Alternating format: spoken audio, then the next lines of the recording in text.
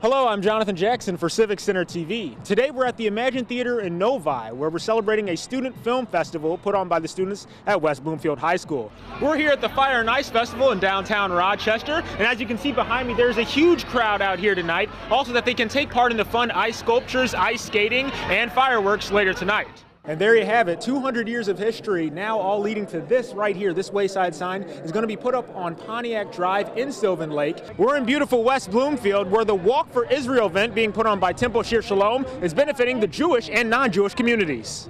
At the 12th annual Walk for Israel, a record crowd from within Metro Detroit came out to support the state of Israel, which remains the only democratic country within the Middle East. We get about 2,000 people that come out for the walk every year. It's been going on for a number of years in our community. We've been hosting it here for just the last few years here at Temple Shir Shalom, and it's just a great way to gather together as a community to have a good time together and say we're proud of Israel. The walk started at the corner of Orchard and Walnut Lake Road on the grounds of Temple Shir Shalom and featured a number of residents, officials, and celebrities from within the area. I was at the front, I carried the flag, met some great people. The cool thing about today is that, it's not just about whether you're Jewish or, whatever your religion is. It's about whether you're someone that wants to be involved in your community. Temple Shir Shalom's support of the walk has been met with much praise from the community, especially due to a recent hacking of their website a few months ago, emitting anti-Semitic hate speech. Within 24 hours, I had received hundreds of text messages, emails, voicemails, phone calls, people just reaching out and saying, one, how horrible that was and how sorry they were, and two, that they wanted to show their support and make sure that the event gets pulled off without any. We're going to come out and we're going to support it. And now the walk has reached its highest total of attendance ever, drawing in supporters of peace from all different backgrounds and cultures. From African American to Chaldean to Jewish and non-Jewish, evangelical Christians. I mean, it's just such a great feeling to see all of these people come out, show their support for the state of Israel, understand the importance of the U.S.-Israel relationship, and want to be a part of this. In West Bloomfield, reporting for The Splash, I'm Jonathan Jackson. The West Bloomfield Fire Department honors several firefighters from around the community for their service and bravery.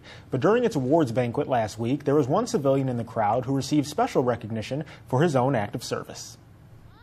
Back in 2008, a fire broke out at the Heckman Apartments located on Maple Road. It evacuated around 200 residents but injured none. And since then, the building has been rebuilt. But tragedy almost struck again 8 years later. A resident reported a smell, so we instantly went to try to see where the smell was coming from. And, as soon as we had the smell, we wanted to contact the fire department. Rather than panic, building supervisor Chris Thornton and a fellow maintenance tech took the initiative and performed proper procedure within the situation. At the time, we weren't thinking that. I wanted to put it out. So, I extinguished it, and I thought I had it completely out, but as we were getting the resident out, we turned around and we noticed the flames had picked back up. Fortunately, though, the fire didn't spread, and Chris's efforts helped prevent a far worse outcome than that which happened 8 years ago.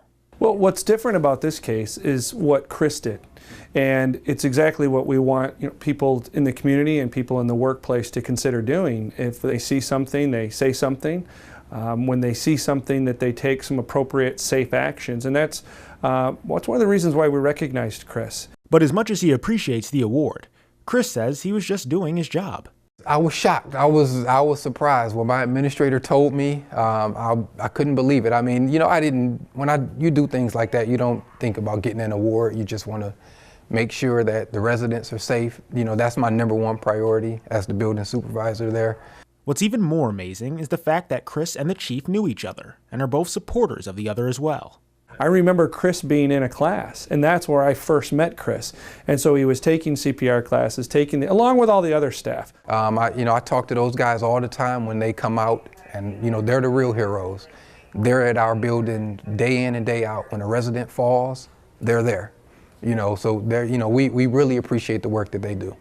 For The Splash, I'm Jonathan Jackson.